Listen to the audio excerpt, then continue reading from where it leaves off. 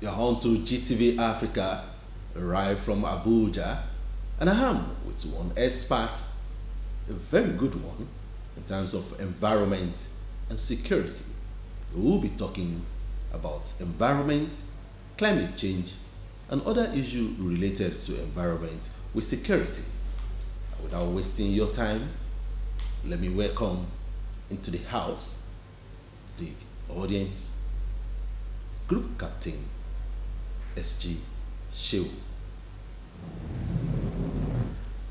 My captain. Good morning. Morning. Nice to have you. Thank you. Can you please introduce yourself to audience? Okay. Howdy. Thank you very much and good morning, everybody. My name is Group Captain Shehu. I'm a retired Air Force officer, but now a private consultant on security and defense matters, including a specialization on how climate change affects security. And it's a pleasure being here. Nice to hear that. I would have loved to ask you your knowledge generally on climate change. Well, my knowledge with climate change, I operate in the intersection between climate change and peace and security. Now, in general, climate change, because we are all living in this earth, whatever your endeavor, whatever your profession, to a certain extent, in one way or the other, the change in the climate will affect you. It is the same thing with us that are operating in the peace and security nexus. When we are talking of security in modern language, we are talking not only about physical security of armies or bandits, but we are also talking about issues like food security. We are also issues we are talking like health security, because all these form areas where what is called human security. Everything that can stop a human being from enjoying some fundamental things that are very essential to life is now considered security. So when you look at it from that prism, the changes in security as we are hearing, as we are seeing, it will affect agriculture. If it affects agriculture, it is going to affect food security. When there is food insecurity, farmers and herders, it's a typical example of food security problem, because the land where we do agriculture will shrink, the lakes where fishermen fish will shrink. So when there is no livelihood for people that are used to, like we're seeing in the Northeast, like we're seeing in many areas, there will be issues of resource agitation. Farmers will be looking for land, herders will be looking for land. It's another aspect of climate change. When you go down to the Niger Delta, climate change and the way we do things is going to affect the environment.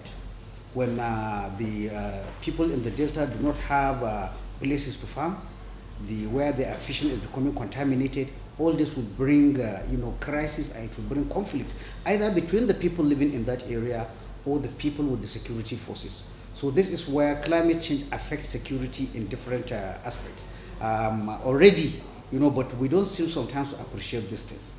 Let's bring it back home to Nigeria. In the last 1 week, even on social media, wherever you are in this country, you'll hear people saying, today is very hot. People that are fasting, they say it's very hot. But when people think about this, they do not have the knowledge to interpret this, that it is part of the climate change that people have been talking.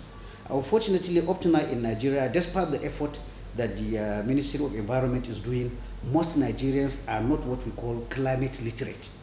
Climate literacy, you may be a PhD holder, but you may be illiterate in terms of climate.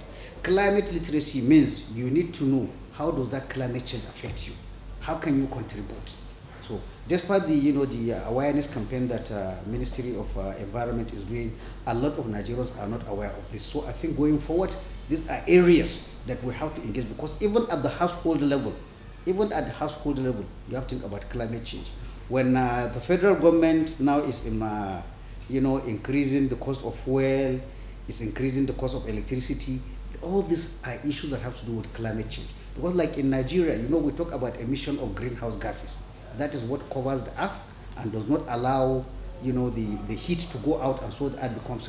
In Nigeria, the highest area where we're emitting gases in the area of fossil fuel energy, because everybody is using car. The person using a car, is emitting gases. It's not the same somebody using a bicycle. It's helping the environment more. So all these are areas that we continue to enlighten people on how climate change affects them directly.